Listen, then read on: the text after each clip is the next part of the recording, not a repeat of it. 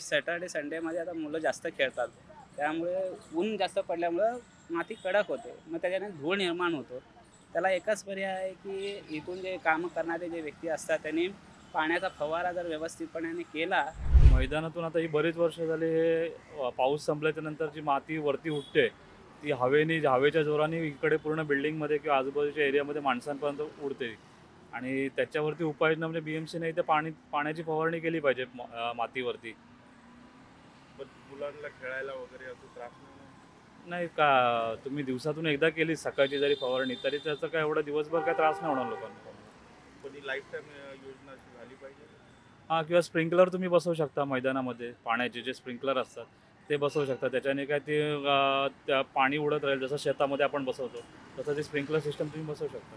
पण आजूबाजूला शाळाही आहे, त्यालाही त्रास.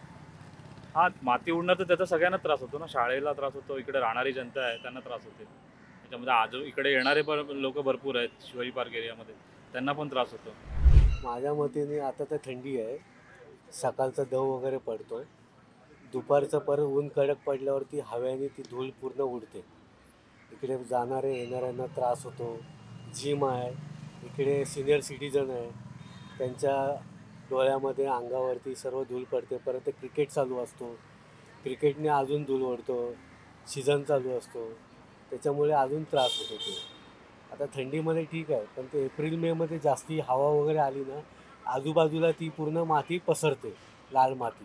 ते बिल्डिंगला बोला, रस्त्यावर बोला, या घराघर जिममध्ये वगैरे खेळणारे आपले सिनियर सिटीजन वगैरे त्यांना भरपूर भरपूर म्हणजे भरपूर त्रास होतो.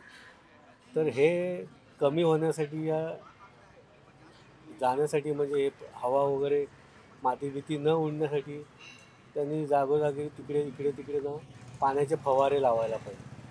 जेणेकरून तिकडे लावले ना पाण्याचे फवारे ते माती दबून जाणार तिकडे. त्याकरिता जिकडे तिकडे पाण्याचे फवारे मारले ना, सकाळ बोला, संध्याकाळ, दुपार बोला, तेव्हा ते थोडा कमी होईल माझ्या अंदाजाने. तुम्ही बघा आता काय हे आहे ना, आपला हिवाळा आहे ना, आता थंडीचं सीझन आहे. आता काय दव दव वगैरे पडते तर आता जरा कमी आहे. मे महिन्यामध्ये ते भरपूर होते, बिल्डिंगवरती जाते, धूळ बसते, आम्ही जाताना पण धूळ येते.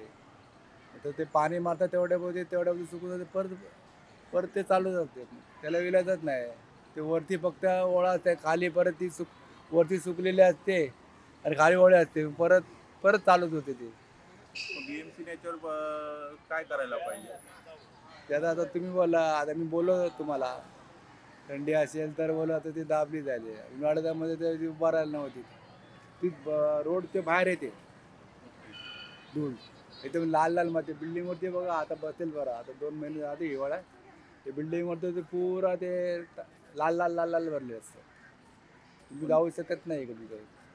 आता क्रिकेट खेळणारे कसे त्यांची कॅप वगैरे असते, मग ती कॅपवरच बसते. कॅप बघा लाल असते.